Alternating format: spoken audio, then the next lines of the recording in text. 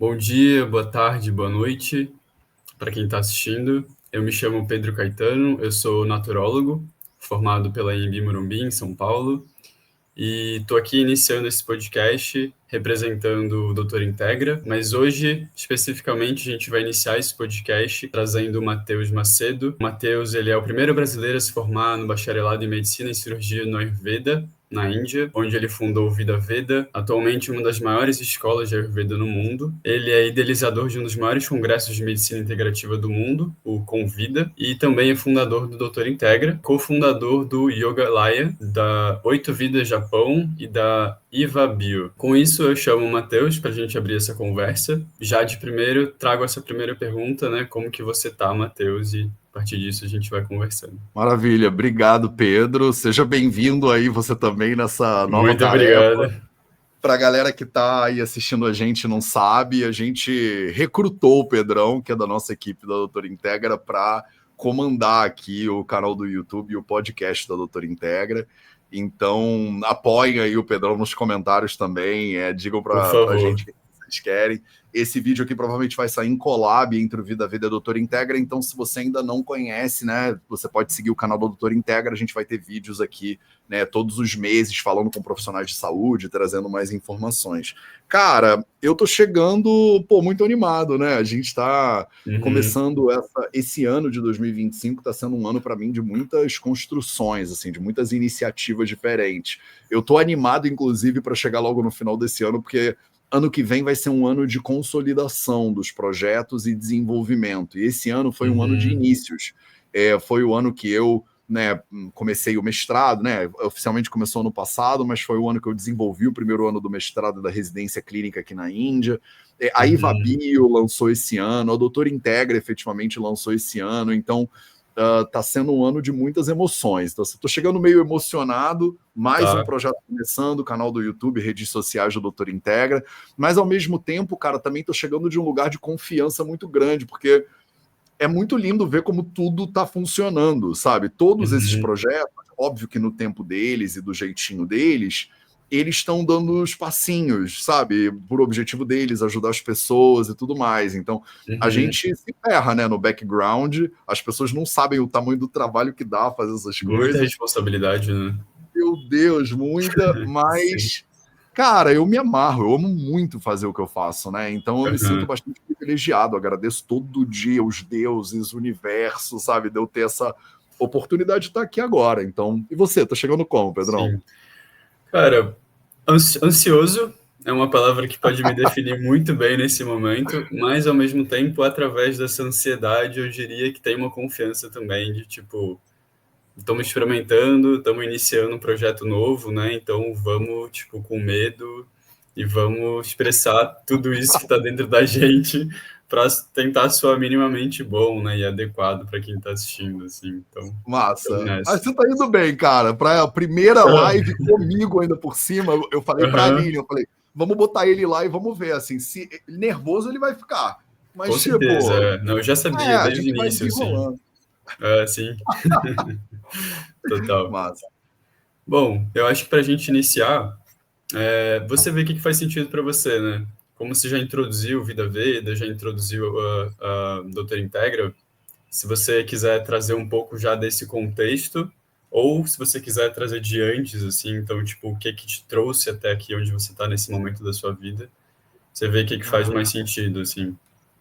Tá. Eu acho que essa coisa do início é bom, né? Pode dar um contexto importante para as pessoas. Tem muita gente que já me Uhum, conhece, é meu aluno e minha aluna há muitos anos, tem gente que está chegando aqui sim. agora, né? Então, eu acho que esse processo todo começou há 20 anos atrás, quando eu dei uma pausa, minha primeira formação em Direito, né? Eu sou advogado também no Brasil, e eu dei uma pausa na faculdade de Direito e fui atrás de um sonho muito maluco, que era conhecer mais sobre o Oriente, medicinas orientais, né? Então eu fui morar em Pequim quando eu tinha 21 anos, tranquei a Uhum, faculdade, fiquei 2 anos quase trancado no direito, depois voltei e terminei, diga-se de passagem, mas fiquei um ano quase morando em Pequim, Tibete, Nepal, viajando pra caramba, estudando com monges, morando em monastérios, uma coisa bem esquisita para um carioca de 21 anos de idade, mas que uhum, foi muito natural para mim, né, essa busca.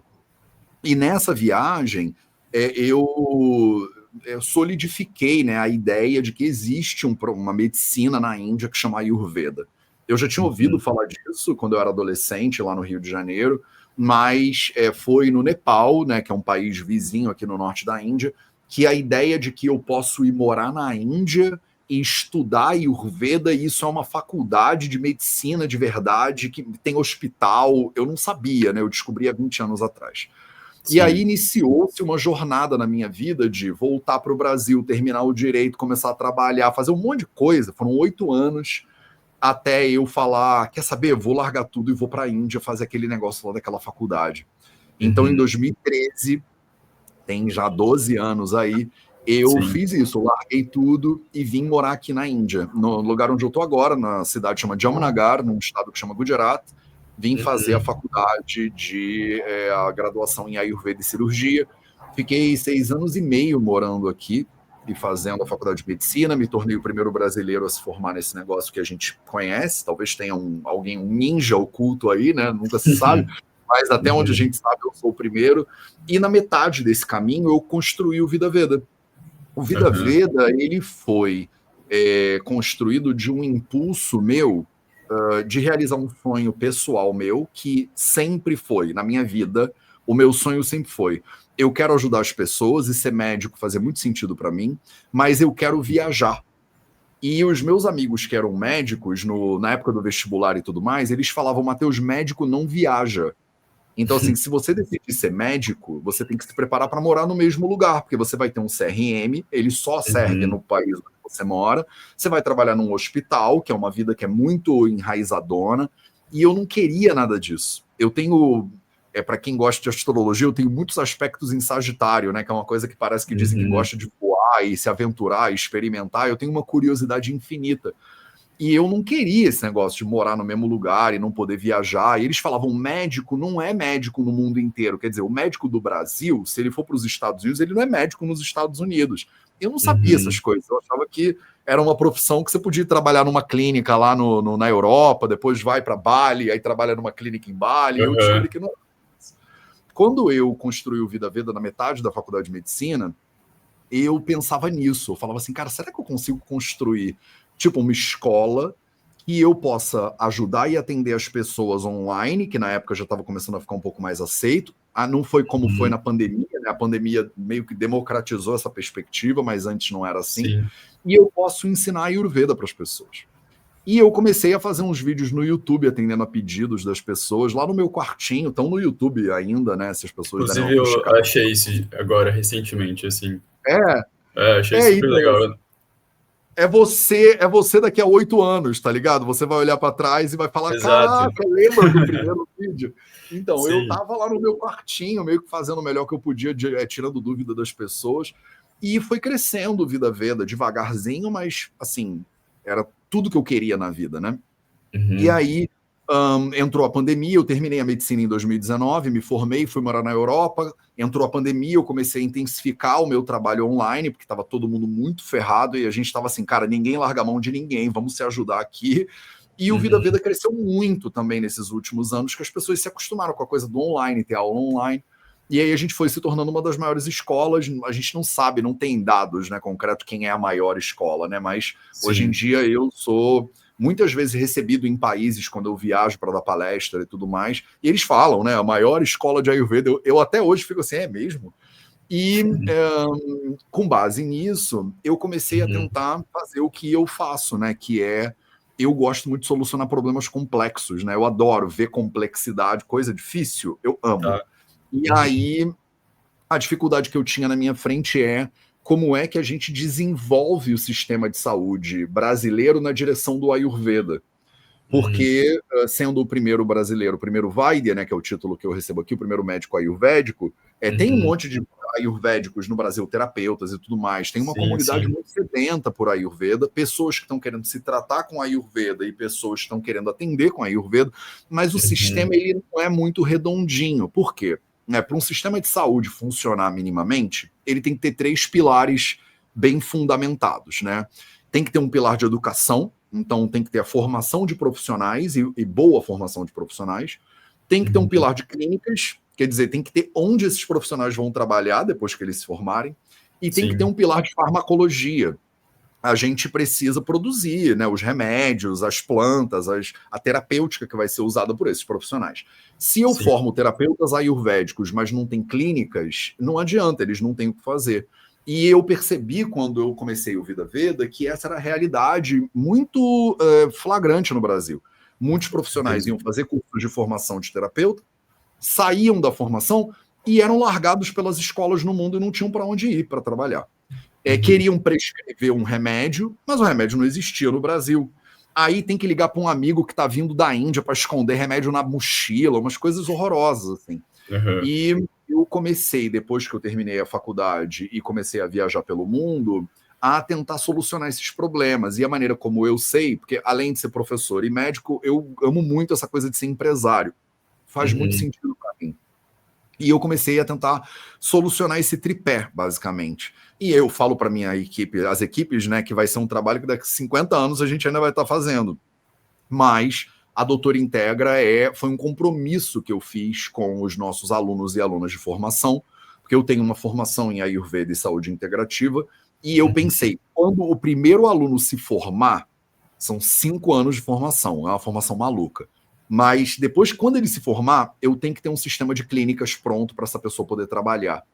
Eu não quero, como escola, né, o Vida Veda, produzir um ser humano habilitado com a Ayurveda e largar ele no mundo à própria sorte.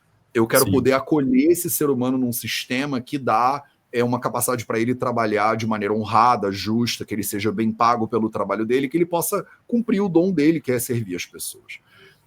Eu quero poder ter um sistema de produção, né, farmacêutico, que as pessoas possam, né, encontrar as plantas brasileiras, por exemplo, ou no país onde elas estão, que a gente consiga produzir isso e fazer medicamentos que elas possam usar.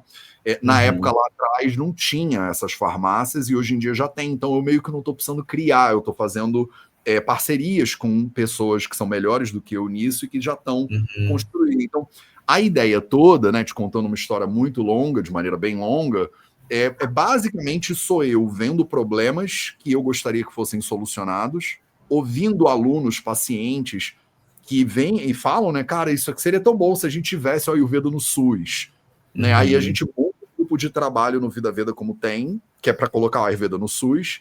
Essas pessoas começam a fazer panfleto para distribuir no SUS, metodologia de aplicação do Ayurveda no SUS. Isso está acontecendo agora, por exemplo, pelas alunas do Vida Veda. Então, a ideia é essa, a gente olha para a nossa sociedade e vê que tem um monte de problema. Entende que a gente tem a capacidade de ser parte da solução dos problemas. Eu falo isso muito para as minhas alunas, né? Eu acho que as pessoas não entendem muito bem a palavra responsabilidade. Responsabilidade é a habilidade de responder. Isso significa, né, que responsabilidade não é um fardo, não é uma culpa. Não é assim, não fui eu que joguei o papel no chão, então não sou eu que tenho que pegar. Não é minha responsabilidade. Eu falo para as pessoas, não. Responsabilidade não é isso. Responsabilidade é a habilidade de responder. Na hora que eu vejo um papel jogado no chão, eu tenho a capacidade de pegar esse papel? Tenho. Então é minha responsabilidade, porque eu tenho a habilidade de responder a esse lixo. Não fui eu que joguei, mas vou ser eu que vou catar. Então, eu falo desse jeito, óbvio que tem um monte de gente que sai correndo e odeia, mas tem pessoas que pensam parecido e que se juntam com a gente começa a olhar para problemas complexos e tenta solucionar esses problemas complexos. A gente sabe que é um trabalho muito infinito, a gente brinca no Vida Veda que é um trabalho de formiguinha, e aí eu falo para as minhas alunas, né? Não é trabalho de formiguinha, é trabalho de formigueiro. Então, se juntar formiguinhas suficientes, a gente consegue. De repente, num espaço curto de tempo, em 1 ano, em 2 anos, você vai achar que nada está se mexendo. Mas se você olhar 8 anos atrás, quando o Vida Veda surgiu, eu já falava essas coisas igualzinho. Todo mundo achava que eu era maluco. Aí agora, onde o Vida Veda tá, as pessoas já acham mais, opa, calma aí, ele é um doido, mas as coisas estão fazendo. E eu falo para as pessoas, o nosso planejamento é de 20 anos, é de 30 anos. A gente mal começou o trabalho. O trabalho é infinito e é um trabalho de formigueiro. Eu não sei se eu te respondi, acho que eu me empolguei. Respondiu e muito mais, mas é isso. Eu acho que seria interessante até a gente voltar um pouco atrás, assim, no que te levou ao Ayurveda, né? Nesse processo seu de adolescente, né? Jovem adulto ali. E porque eu diria que isso está na base, né, no princípio do que você faz e do que te motiva hoje, né, para realizar o que você quer realizar, assim, né, suas ambições e desejos. Mas você conseguiria resumir, assim, brevemente, o que te levou, assim, o que te despertou a seguir essa jornada, diria que até espiritual, né, para além do conhecimento em si técnico das práticas, para você fazer o que você faz hoje em dia, assim? Cara, brevemente, as primeiras memórias que eu tenho de vida são as pessoas me perguntando o que eu quero ser quando crescer, e eu dizia que eu queria ajudar as pessoas. Então eu Uhum, não sabia se eu ia ser bombeiro, eu sempre pensava, tipo, em profissões assim, tá. sabe, de serviço. E aí, quando eu virei adolescente, a ideia de medicina fazia muito sentido, né? Que o médico tem aquela ideia de que é a pessoa que está mais ali ajudando, pelo menos era a imagem que eu tinha como adolescente. Uhum, E aí eu não sabia se eu queria ser médico, aí tinha essa coisa de querer viajar. Aí as pessoas falavam, médico não viaja. Eu pensei, então vou ser diplomata, porque o uhum, diplomata ele viaja e pode ajudar as pessoas. Eu inventei isso. E foi sim. por isso que eu fiz vestibular para medicina, para direito. Eu fiz vestibular para um monte de coisa diferente. Aí eu passei para direito, não passei para medicina na primeira tentativa, fui fazer direito. Foi por aí que eu fui. Que eu pensei, vou Ah, fazer direito e vou virar diplomata para poder viajar e ajudar as pessoas. A ideia era essa. Aí eu demorei 2 minutos estudando direito para entender que não tinha nada a ver comigo na minha vida aquele negócio. Eu não sou de largar projeto no meio, então eu terminei a faculdade, fiz a uhum, prova da OAB e aquela coisa toda. Mas a medicina sempre ficou no meu coração. Mas eu não queria fazer medicina moderna. Eu tinha entendi. um monte de encontros com a medicina moderna que me fizeram. E uma admiração enorme pela cultura tradicional daqui da Índia, da China e do Japão, Uhum, que me trouxeram para o lado de cá. E quando eu descobri que tem um sistema de medicina que tem milhares de anos, que ele já tinha um monte de conhecimento, é muito da minha natureza. De novo, eu gosto de coisa complexa, né? É aham, muito da minha natureza pensar, se eu vou estudar medicina, eu posso estudar medicina em sânscrito também, né? Não, de repente não é tão impossível assim. Então, quanto aham, mais difícil mais o meu olhinho brilha. Não sei porquê, deve ter um motivo aí astrológico, biológico, genético, mas a resposta resumida é isso. Assim, eu sempre fui fascinado por tá. culturas tradicionais, problemas complexos e como é que eu posso ser um agente de serviço? Como é que eu posso ajudar as pessoas? Uhum, legal, maravilhoso. E, bom, acho que entrando no tópico Ayurveda, então, como que você resumiria Ayurveda, assim? Pô, maravilhoso, eu não preciso fazer isso porque já foi resumido, né? A gente tem livros milenários, né? Tem o texto mais antigo do Ayurveda, chama Charaka Samhita, e ele fala, né? A Ayurveda é uma ciência que ela se dedica à pesquisa de 4 elementos, né? O que deixa os seres humanos saudáveis, o que deixa os seres humanos doentes, o que deixa um ser humano num estado de felicidade, de plenitude, e o que coloca ele num estado de sofrimento.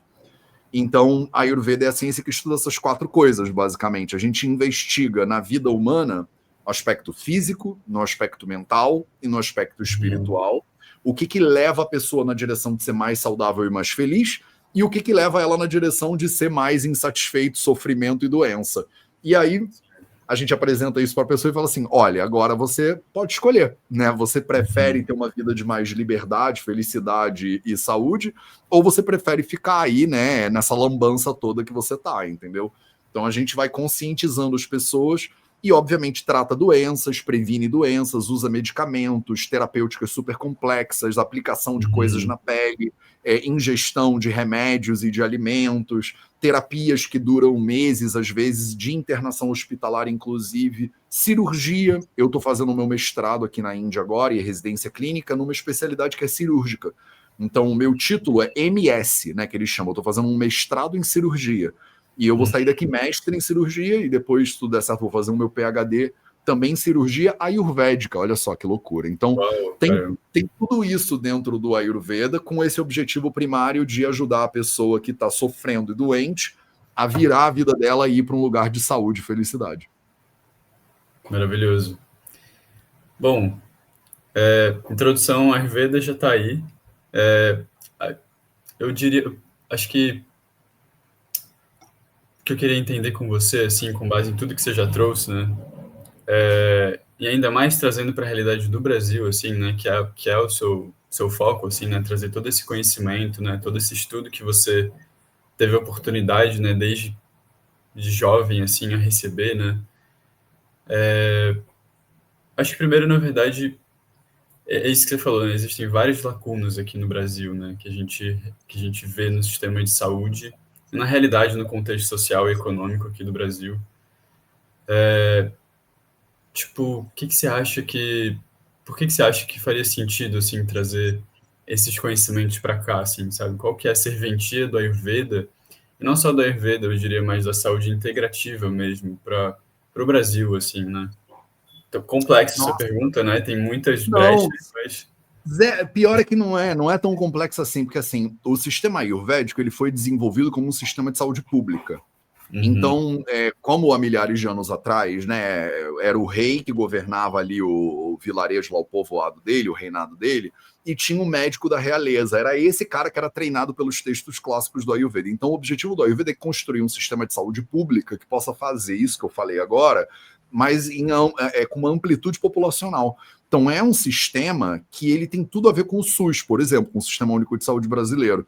uhum, O grande, né, gap, digamos assim, que a gente tem, né, um dos grandes gaps, é que o Ayurveda tem milhares e milhares e milhares de anos de observação científica da realidade, e ele aprendeu a lidar com a vida, né, e com as plantas, e com os animais, e com o bem-estar, num plano individual, local e global, né, com uma inteligência ambiental, inclusive, é meio que embutida no sistema, uhum, muito antes disso tudo que a gente tem hoje em dia: capitalismo, indústria farmacêutica, interesses de comércio dos Estados Unidos, essa baboseira toda. Então você sim, tem um sistema que ele é pré esses interesses e esses vieses. Isso uhum, significa que ele é absolutamente democrático. Você pode fazer a Ayurveda em qualquer lugar que você more no Brasil, com as plantas que crescem no lugar onde você mora e com o entendimento da vida que você tem nesse uhum, espaço. Quer dizer, uhum, é sensacional. Além disso, tem uma série de doenças que a medicina moderna não aborda de maneira muito bem sucedida, doenças neurológicas e autoimunes, elas vêm aqui no topo da minha mente agora, e que no Ayurveda a gente tem protocolos de tratamento que tem bastante sucesso. Então, assim, eu não falo nada disso num caráter de conflito, porque eu acredito que o Ayurveda, não é à toa que a gente chamou de doutor integra, né, a clínica. sim, Eu acredito muito que se botar todo mundo junto na conversa, a gente ganha mais. Devem ter uhum, pessoas que não ganham, que perdem, por isso que também tem tanto conflito e oposição, darará. Mas eu acho que no final das contas, as pessoas que a gente está querendo servir, a população, ela se beneficia. Se a gente botar a medicina moderna e o Ayurveda para conversar, a medicina tradicional chinesa, por exemplo, também, sistemas mais naturais, sistemas pré-colombianos, sabe? Tipo, quanto mais a gente conversa e integra, melhor. Isso podia ser nosso slogan, né? Quanto mais integra, melhor. Mas a poderia, sensação, realmente é muito bom.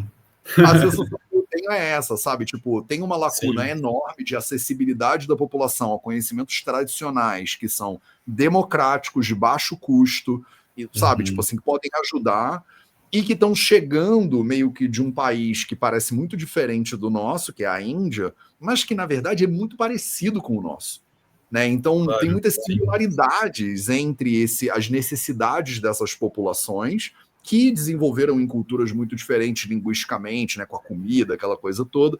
Mas você vê, por exemplo, os BRICS, né, Brasil, Rússia, China, Índia, África do Sul, são países que percebem similaridades e tentam buscar confluência de conhecimento. Então, eu acho que o sim, Ayurveda ele entra dentro dessa perspectiva, inclusive geopolítica, sabe? Tipo, de aproximação desses países em desenvolvimento, dessas culturas que estão meio que fazendo uma resistência a essa opressão desse norte geopolítico aí, sabe? Então, eu acho que uhum, o Ayurveda acaba entrando em muitos lugares interessantes dessa discussão sociopolítica e cultural, e obviamente, né, médica, né, do bem-estar da sim, população de forma geral. sim. Eu Faz acho que até sentido? faz muito sentido. Eu acho que considerando, assim, pensando no Ayurveda, assim, como... Não posso, não sei, isso eu acho que eu até quero tirar essa dúvida com você, assim, como a base de todo o sistema, de todo o conhecimento médico que a gente tem, diria que não aqui no Ocidente, mas pelo menos no Oriente, né? Faz muito sentido que o Ayurveda seja esse elo, né, que você traz, assim, né? Esse elo entre essas lacunas, assim, né? Então, como integrar como o Ayurveda pode centralizar, né, tipo, se colocar nessa posição nessa disposição, nessa abertura de receber todos esses conhecimentos, assim, e ser esse elo entre essas pontes, assim, né? E a sensação que eu tenho também é que o Ayurveda, ele se faz muito no cotidiano, né? Ele, claro que tem os textos antigaços que você vai ter que ficar horas ali quebrando a cabeça para entender, mas na prática ela realmente é muito acessível, como você fala, assim, né? Sim. Então ela se incorpora muito no dia a dia das pessoas, assim, né? Inclusive eu vejo que essa é a maior dificuldade, né, das pessoas em integrar esses conhecimentos, essas práticas para trazer no dia a dia delas, né? Porque hoje em dia as pessoas estão muito tem rotinas muito incessantes, né? A gente existe uma falta de tempo, assim, de disposição e de vontade, né? Porque as pessoas hoje em dia estão completamente distantes da própria percepção do seu próprio corpo, assim, né? Dos seus próprios sentimentos, assim, suas emoções, né? Todos os aspectos da saúde, assim, eu diria. E eu acho que é muito bonito ver isso na Ayurveda, né? Essa, como que essas pequenas coisas que você vai inserindo no seu dia a dia, elas vão te revitalizando, assim, a sua saúde, assim, né? Mas aí acho que a pergunta que eu quero trazer é qual que você vê que é a maior dificuldade, assim, do Ayurveda, em incorporar o Ayurveda, assim, na prática, assim, do cotidiano, do dia a dia, né? Que eu diria que isso é o mais importante, assim, né? Sim. Se eu tivesse que falar, tipo, a maior, eu acho que é a dificuldade que as pessoas têm de entender que elas precisam ou podem ter direito de acessar esse tipo de conhecimento e melhoria de saúde. É a pessoa colocar isso na lista de prioridades dela. Né? Sim. Existe uma questão toda da pirâmide de Maslow, né? Tipo, quando a pessoa está muito ferrada, por exemplo, ela não tem grana para fechar o boleto dela no final do ano ou do mês, ela não consegue pagar a conta de luz ou botar comida na boca da família, não tem como ela começar a se preocupar com um negócio esquisito que tem palavras em sânscrito ou com autorrealização, né? Como o Abraham Maslow ele falou. Então, quando você está num nível de sobrevivência, é muito difícil você olhar para essa perspectiva, mas eu posso ser feliz e livre? Calma aí, meu irmão, eu tô tentando pagar meu aluguel, sabe? Tipo, não me vem com esse papo, não. E eu acho que o brasileiro, de forma geral, a gente, né, é uma população que passou centenas de anos de opressão e de trabalho, né? Você vê que o nosso sufixo da nacionalidade é uma das únicas nacionalidades que tem sufixo de trabalho.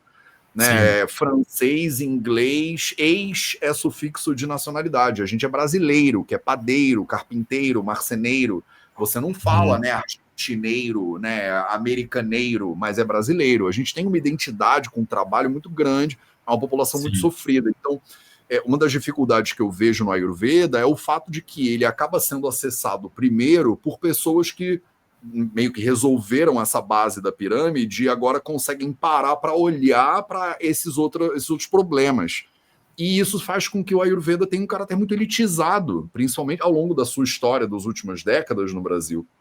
É muito difícil virar para uma pessoa que, cara, não está conseguindo de novo fechar o mês e falar para ela, agora vamos parar para estudar os doshas? Ela fala, meu irmão, para, né? Tipo, eu não tenho nada, não me relaciono com isso aí. Então, a gente dá palestra, né, no Brasil inteiro, eu vou em todo lugar que me chamam e converso com pessoas de classes sociais e acessibilidades diferentes, e muitas vezes as pessoas me perguntam isso, poxa, Matheus, mas como é que você fala sobre isso numa comunidade, por exemplo? Sabe, as pessoas, elas não estão ali ainda no ponto de parar para olhar para o topo da pirâmide de Maslow.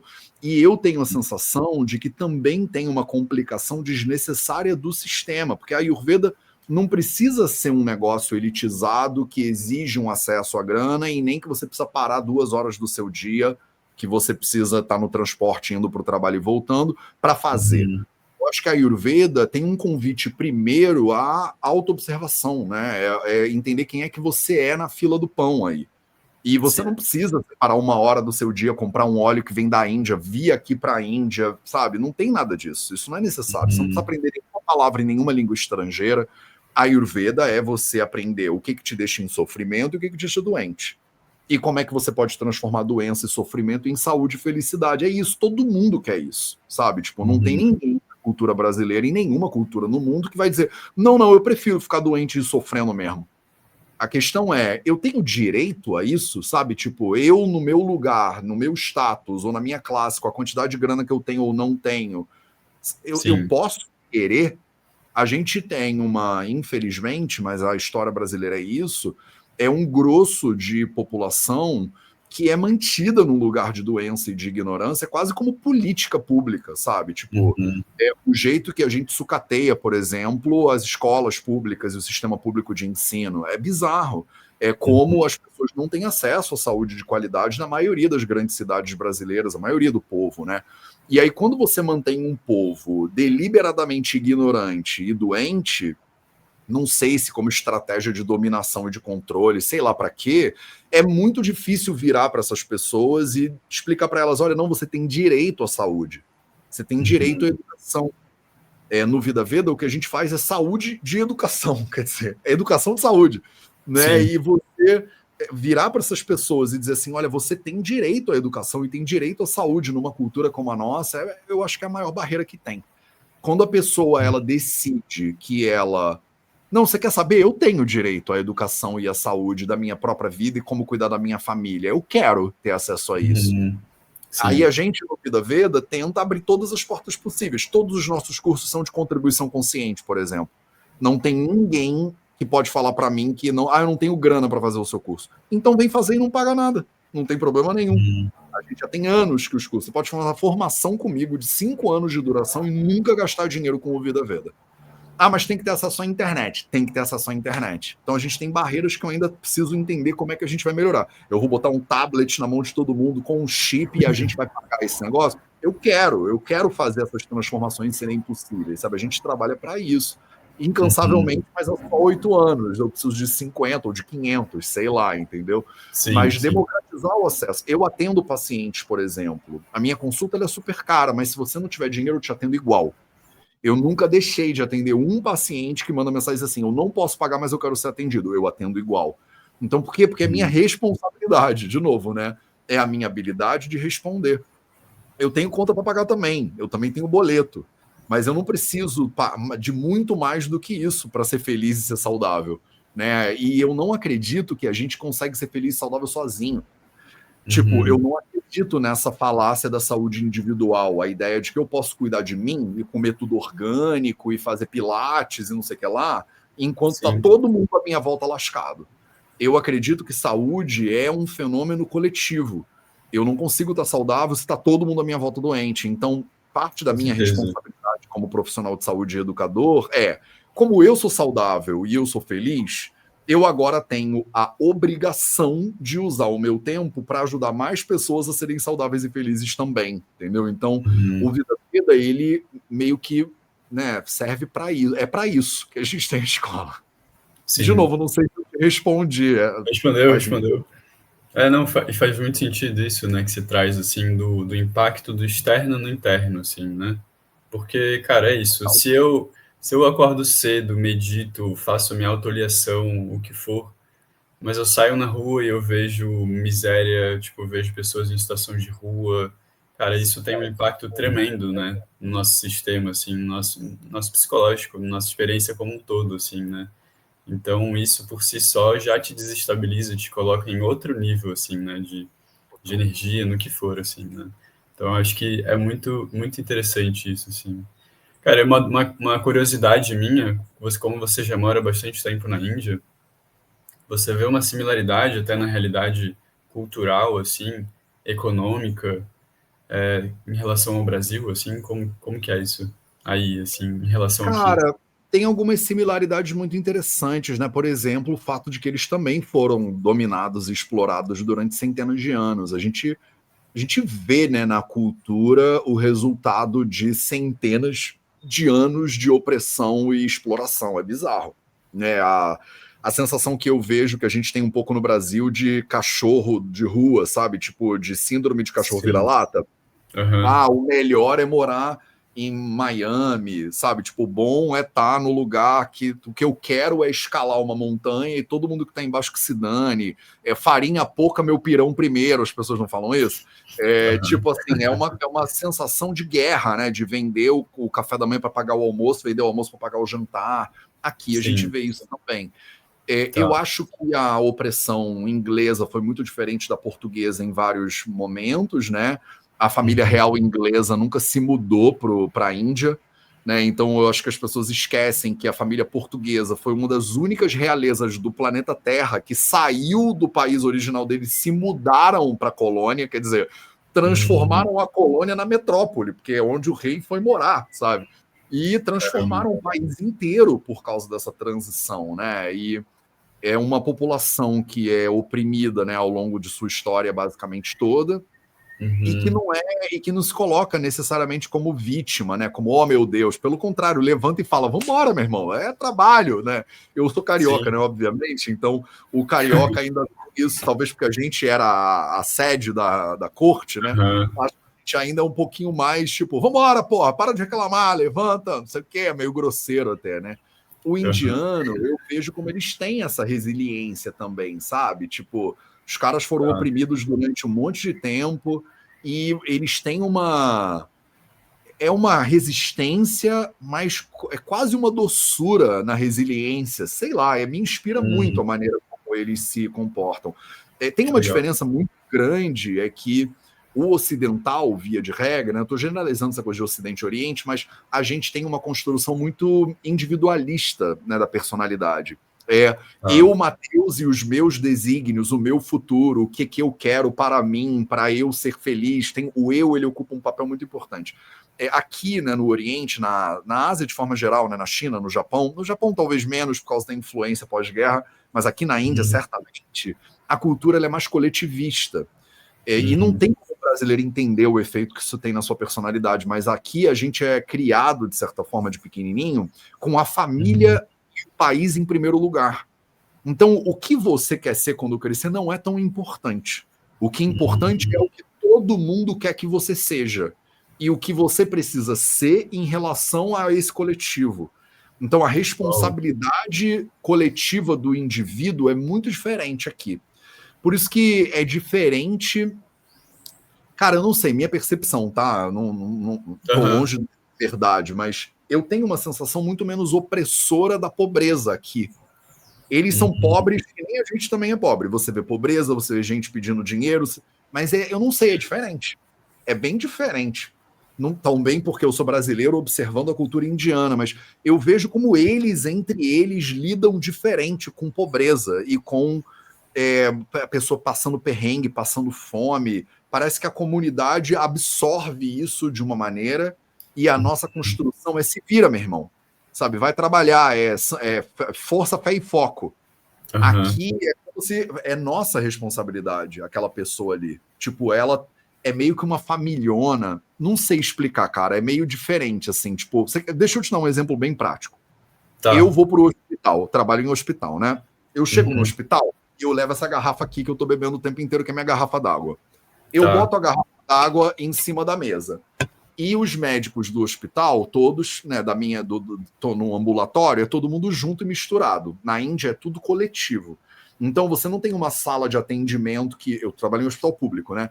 Um paciente vê um médico. Não, são 3 médicos, 3 pacientes e tudo acontecendo ao mesmo tempo. Eu boto a minha garrafa d'água em cima da mesa e o meu amigo, ele vai pegar a garrafa e ele vai beber a água. Porque é nossa água, entendeu? Não é minha água. Eu trouxe água para todo mundo. E todo mundo, os meus amigos todos, têm essa preocupação. Não todo mundo vai trazer água sempre. Porque eles sabem que alguém vai trazer água. Alguém vai trazer. E não é todo mundo que não traz água sempre. Não fica ninguém, né, nas costas dos outros. Todo mundo tem a preocupação de alguma hora levar. Então você quer ver outro exemplo? O meu sênior, que aqui a hierarquia é muito importante. O meu sênior, ele é capaz de ele olhar para mim e falar assim, Matheus, caneta. Matheus, caneta. Eu vou pegar a minha caneta e vou dar na mão dele. Agora, a minha caneta está com ele e eu não tenho uma caneta. Então, o que eu, como júnior, eu faço? Eu ando no bolso com umas 3 canetas sempre. Porque eu corro o risco de alguém virar e catar minha caneta, entendeu? Mas e não ter uma caneta para dar também, né? Para oferecer. E eu quero Aham. ter. Eu tenho Sim. caneta, máscara extra, eu sou a pessoa que carrega tudo para todo mundo. Eu sempre levo a água, eu sou o Tá. individualista convertido, né? Então eu tenho o Sim. zelo, o meu zelo é maior do que o deles, inclusive. Tanto que eles já vão Aham. em mim, que eles já sabem que eu vou ter. Mas o que eu faço, né? Nunca você vai ver, eu nunca vi na Índia um amigo meu falando assim: não, é minha caneta. Nunca vi. Tipo assim, Hum. você pegou a minha caneta, me devolve a minha. Essa aí é a minha caneta, não é para você usar assim a minha caneta. Eu nunca vi essa expressão de possessividade e individualidade. Aqui não tem tanto isso. Tem um pouco, mas a Uhum. gente é muito, sabe? Pô, você acredita, Pedro, que o maluco pegou minha caneta? Nunca vi um amigo meu aqui na Índia falando isso. Tipo assim. Cara, isso é E o muito cara pegou a interessante. caneta, levou para ele, nunca vai devolver se de repente. Apesar de que eles se preocupam e devolvem, sempre devolvem. Eu já compro.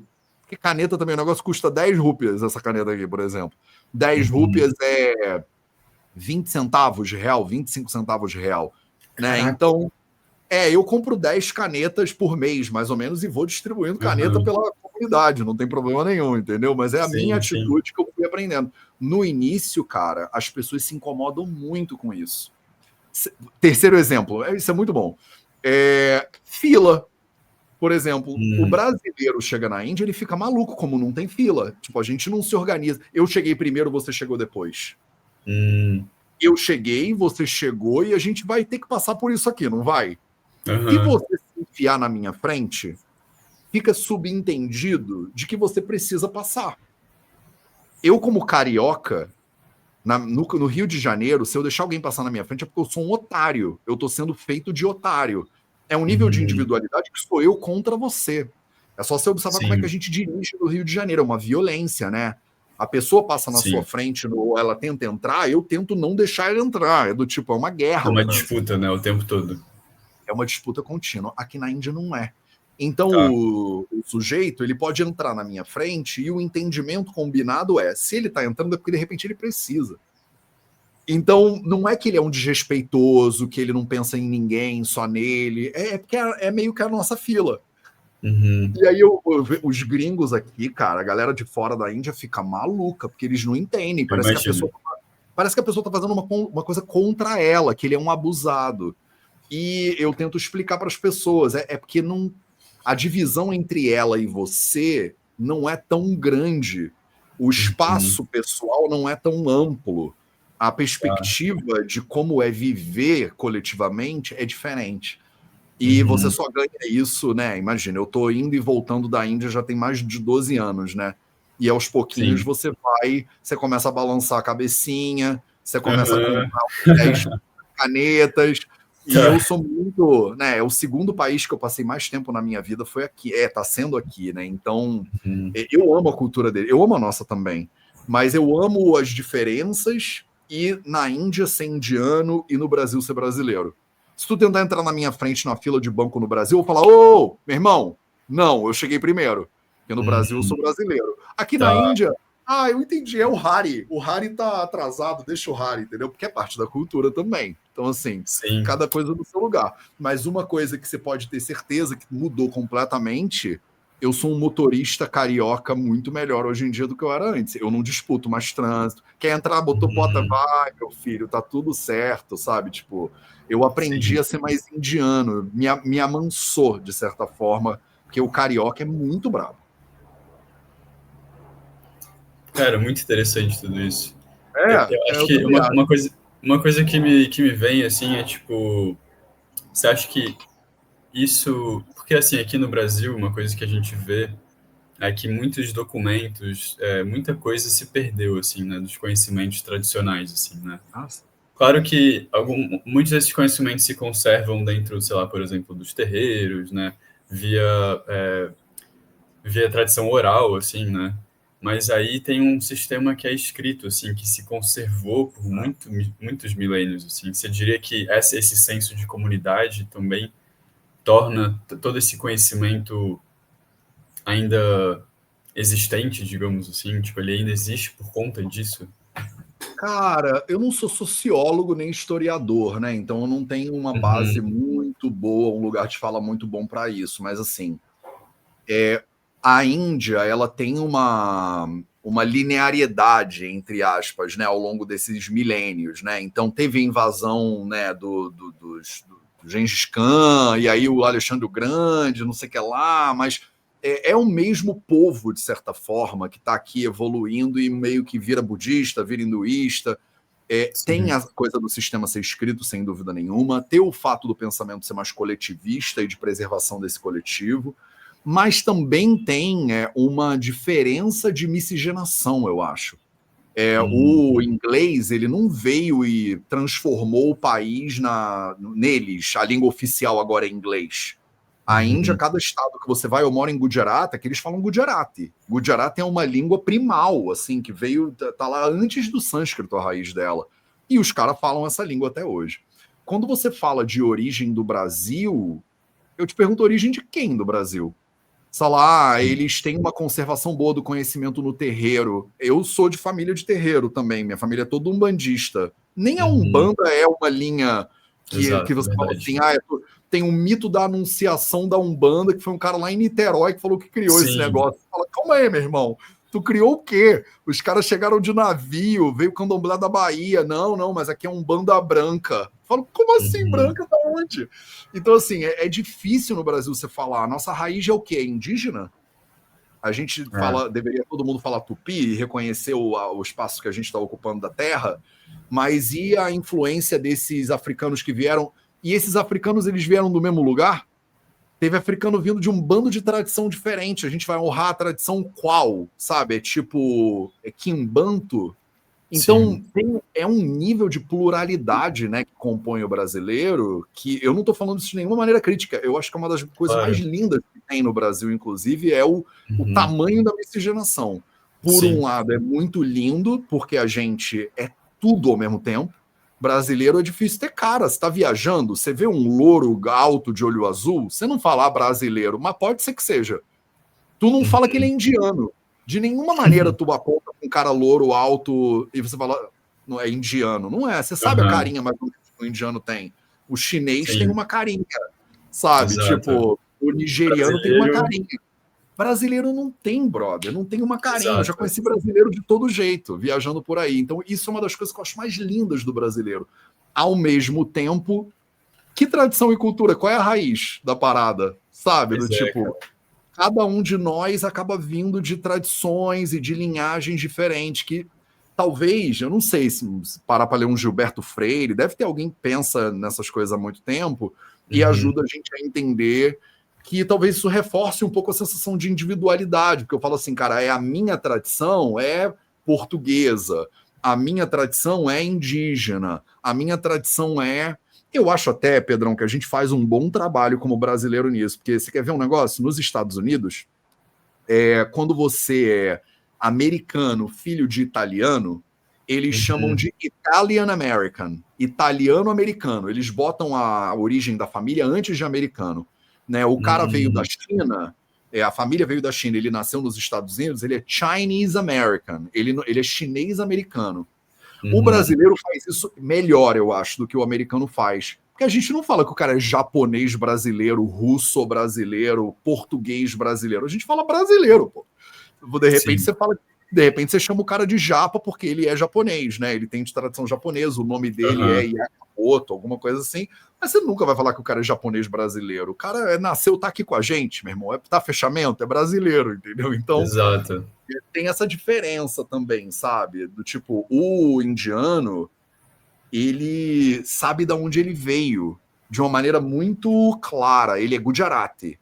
O Gujarati, ele não é Malayali, que é o cara que vem de um estado que é do Kerala. Ele tem essa diferença porque isso influencia como ele come, como ele casa, como ele se relaciona e com quem ele se relaciona, de uma maneira mais separadinha, divididinha. A gente é uma mistureba. Minha família da minha mãe veio de Portugal, a família do meu pai veio do Nordeste. Eu fui criado comendo bacalhau Zé do Pipo na casa da minha avó, e bota aí arroz com feijão, com muito cominho na casa da a outra avó, entendeu? De manhã eu ia comer um fubazinho com milho na casa de uma avó, na casa da outra eu ia comer bolinho de bacalhau. é uma loucura, né? Essas misturas que formam a gente. Aí você fala, você é bem carioca. Sei lá, meu irmão, sou bem carioca. Uhum. Tem coisas que a minha Claro, família é bem exato. nordestina, sabe? Tipo, e tem coisas Sim, da minha tradição que são bem portuguesas. Isso não tem sim. nada a ver com a Ayurveda, mas na minha cabeça tem. Eu Não, penso. eu também acho que faz super sentido. Para mim, isso é até uma questão, assim, né, pessoal, assim, porque eu fiz teste de DNA alguns anos atrás, assim. Cara, é uma loucura, cara, o meu teste de DNA, porque fiquei muito surpreendido, assim, porque eu tenho, sei lá, 87% do meu sangue é europeu. O restante, ele é, Olha, tipo, Turquia, Nigéria. Aí, consigo cara, ver consigo ver uma Turquia aí, hein? e tem. E depois eu fui pesquisando, cara, eu falei, cara, faz muito sentido, realmente tem alguma coisa que. Inclusive, eu Que tô nesse interessante. processo agora de, tipo, resgatar essa ancestralidade desse outro lado que é, tipo, completamente distante da minha realidade, assim, né? Porque como brasileiro, cara, querendo ou não, também me fiz muito nessa base de conhecimento tradicional, assim, de terreiro. E Sim. aí, com isso, fui me abrindo para essas outras tradições e conhecimentos também, né? Eu acho isso muito lindo porque é esse baile, né? É que no Exato, Brasil tá tocando a mesma música, mas uma pessoa tá dançando forró, a outra samba de gafieira, a outra é zouk, e meio exato. que o pessoal se entende, do tipo, isso é a Sim, nossa festa. Na Índia, eles chamam isso de lila, é o jogo Lila. da vida. É Ah, como se a sim, tem vida até um fosse jogo, um. né? Mesmo. Tem o Mahalila, né? Barra Lila também. Ah, É porque sim, chama jogo, né? A palavra lila é assim, os tá. deuses, eles estão brincando, meu irmão, e a gente é parte dessa brincadeira. Uhum, Pelo menos não leva tudo tão a sério. sim. Bom, eu acho que tem muitas perguntas assim que eu poderia te fazer aqui, né? Infinitas, é sempre assim. Infinitas. Entrevista, a gente pode fazer a parte 2, a parte 3 depois. Sim. Eu acho que de tudo que você falou, tem algum tópico assim que você acha que faria mais sentido a gente dar uma atenção exclusiva agora, assim? Tipo, algo que a gente Não, não tocou, assim? eu gosto dessas entrevistas quando elas são assim, né, relaxadas e a gente está só trocando ideia. Isso aqui vai beneficiar algumas pessoas, vai irritar outras, é assim que a internet funciona, sabe? Tipo, Aham. e quem quiser saber mais conteúdo sobre a Ayurveda, né, o Vida Veda tem um monte de Sim. vídeos disponíveis, então acho que não tem nenhuma pergunta que a pessoa pode fazer no meu canal do YouTube que não vai aparecer um vídeo tentando responder, né? Uhum. É, a Doutora Integra está começando, então se você tiver a oportunidade, estiver aqui pelo Vida Veda, vai lá na Doutora Integra e segue o canal, né? Deixa uma mensagem aí do que você achou dessa nossa primeira Uhum. entrevista. Eu acho que a ideia é a gente fazer pelo menos uma por mês, cada mês com um profissional da Doutora Integra diferente, para você ir conhecendo as pessoas todas, né, que trabalham dentro dessa equipe multidisciplinar que aos pouquinhos a gente está montando. A ideia é montar um lugar onde nossas alunas e alunos que se formam em Ayurveda possam ter uma casa para poder trabalhar e desenvolver esse trabalho depois, que foi um dos meus compromissos com essa comunidade desde o início. E, assim, o Instagram está aqui do lado, né? @do dr_integra, Vida Veda, que a maioria de vocês, de repente, já até conhecem e seguem. Eu acho que Uhum. falamos tudo, Pedrão. Como é que você está se sentindo depois dessa inauguração? Cara, eu tô me sentindo bem. Sinto que eu poderia ter entregue mais. Falei, será que faltou alguma coisa? Tá faltando alguma Sempre coisa? Não vai sei. faltar.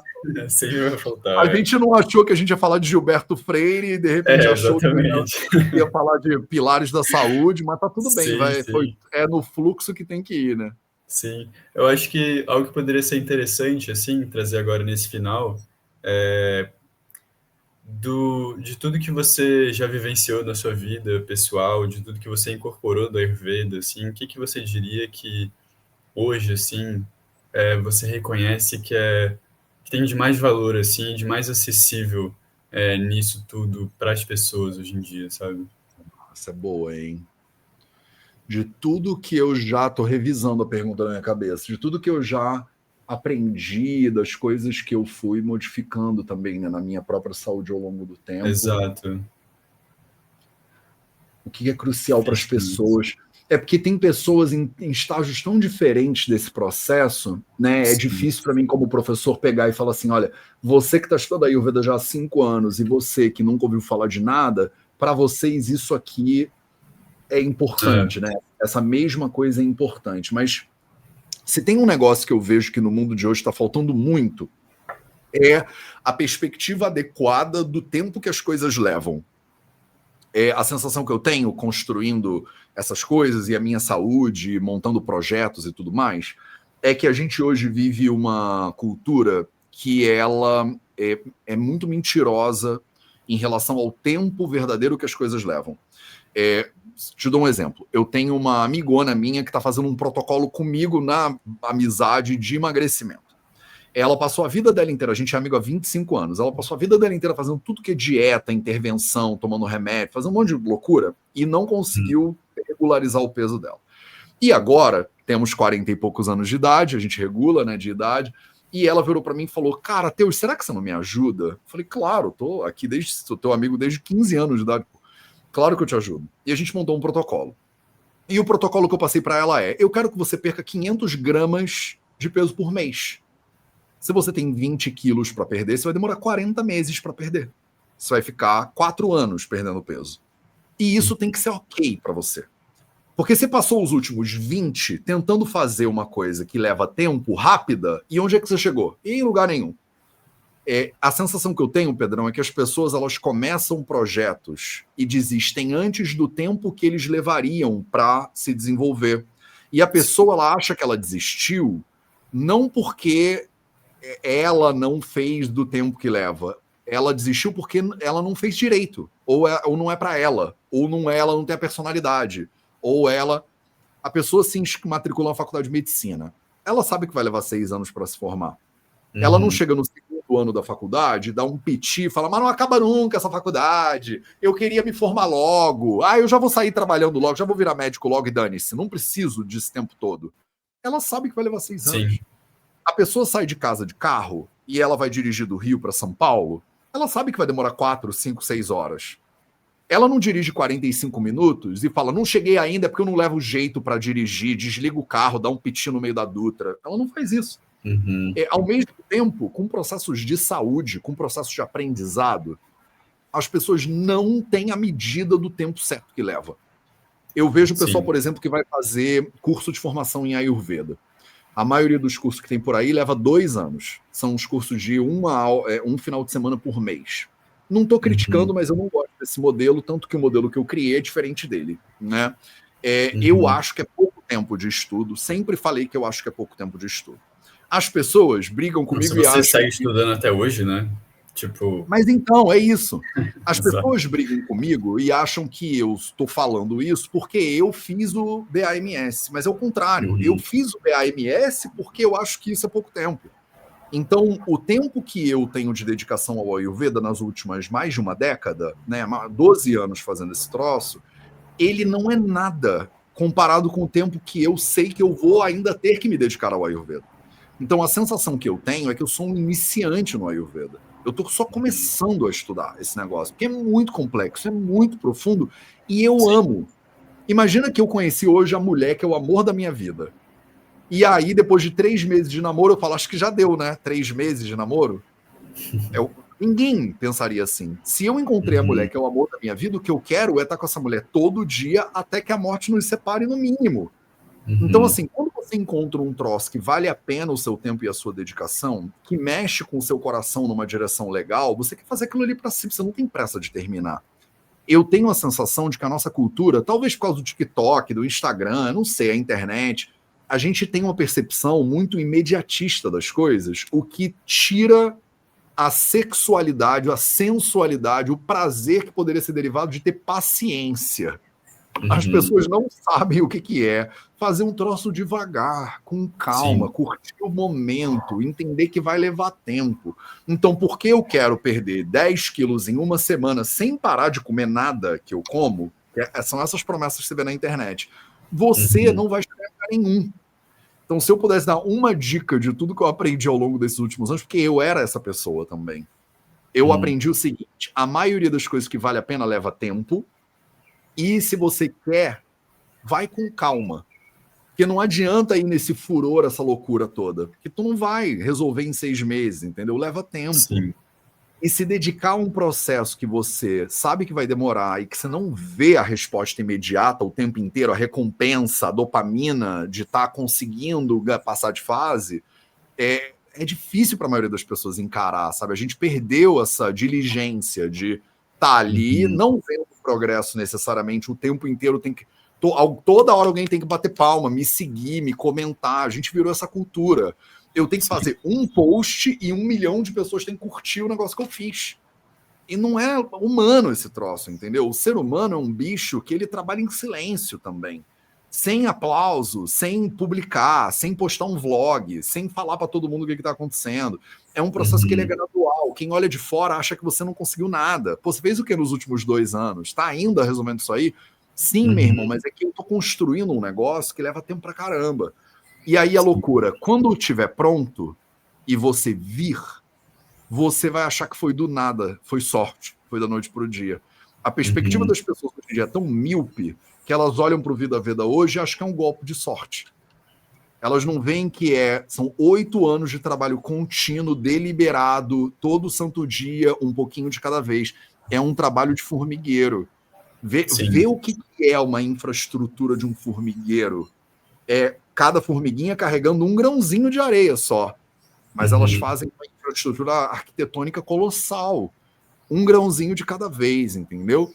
Se eu pudesse ensinar isso para todo mundo, todos os meus alunos e alunas, a gente usaria menos redes sociais, porque não teria esses golpes de dopamina contínuos. Mas, assim, como comunidade, a gente iria muito mais longe. Com certeza. Eu acho que é isso de a gente entender esse tempo, né? Que tempo é esse que me rege, assim, né? Qual que é o meu tempo, né? Que o Ayurveda já fala muito disso, né? Mas para que a gente entenda o nosso tempo, a gente precisa entender que a gente tem esse tempo, né? Que a gente tem essa possibilidade de parar um instante de tipo, beleza, o que eu preciso fazer agora, né? O que eu quero, qual que é a minha necessidade desse momento, assim, né? Então, é isso. Falamos tudo? Falamos Por tudo. Hoje tá bom? Por hoje tá bom. Eu acho que, na verdade, a gente pode até finalizar com como a gente está aqui, como eu estou aqui me colocando como Doutor Integra, né? E a gente está com esse podcast para promover também o Doutor Integra. O que você vislumbra como o futuro do Doutor Integra, assim? Cara. Onde você quer chegar com isso, assim? Você já falou muito, né? Mas Sim. Eu quero ter uma casa, né, onde os profissionais de Ayurveda e de saúde integrativa se sintam muito bem acomodados, que eles sintam que eles podem trabalhar lá e ganhar uma vida decente e ajudar as pessoas. E, por outro lado, onde pessoas que estão procurando ajuda de uma forma integrada, de uma forma mais completa, digamos assim, com perspectivas diferentes, da medicina moderna, mas também do Ayurveda, da medicina tradicional chinesa, da psicologia, da nutrição, pessoas que estão buscando esse tipo de cuidado, que elas possam, na Doutora Integra, encontrar esse cuidado, que eu acho que todo mundo merece ter, sabe? Então, para mim, é isso. Onde profissionais possam trabalhar e ser bem remunerados e trabalhar e serem felizes no trabalho deles, porque a gente, como profissional de saúde, a gente quer ajudar, a gente quer servir. E às vezes a gente se lasca muito tentando ajudar os outros. Não é fácil ser profissional de saúde. E para os pacientes também não é fácil. Eles às vezes ficam passando na mão de um bando de profissional de saúde que, infelizmente, por causa do sistema, já está desmotivado, já não acredita mais, já atende de qualquer jeito, em 3 minutos. Então, assim, para os pacientes também encontrarem o cuidado que eles merecem. Esse é meu sonho, Pedrão, que a gente está construindo aqui agora. Eu espero ter você dentro desse sonho durante muitos e muitos anos ainda. Demais, tamo aí, né? E, bom, então é isso, né? Será que você quer trazer alguma última coisa, algum mantra, talvez, alguma coisa que vem na sua cabeça? Não, eu acho que a gente fechamos muito bem. Acho que a gente pode, mandar um beijo para as pessoas e a gente se encontra, quem sabe, em 1 mês, mais ou menos, a gente consegue trazer mais um podcast. A gente vai tentar botar isso aqui em todas as redes sociais, fazer cortes para os Instagrams da vida e também botar nos podcasts, né? Spotify, essas coisas todas. Então você pode encontrar esse conteúdo aqui em áudio, em todos os podcasts que existem por aí, em todas as redes sociais, TikTok, não sei o que lá que você quiser, né? Que for do teu agrado. busca a Doutora Integra lá que você vai encontrar. Acho que fechamos, Pedrão. Obrigado, cara. Beleza, obrigado a você, cara. Bem feliz aqui Imagina. com a oportunidade de iniciar esse projeto. Tamo junto. Um beijo para todo mundo e até a próxima, então. Tchau, tchau, Tchau, tchau. gente.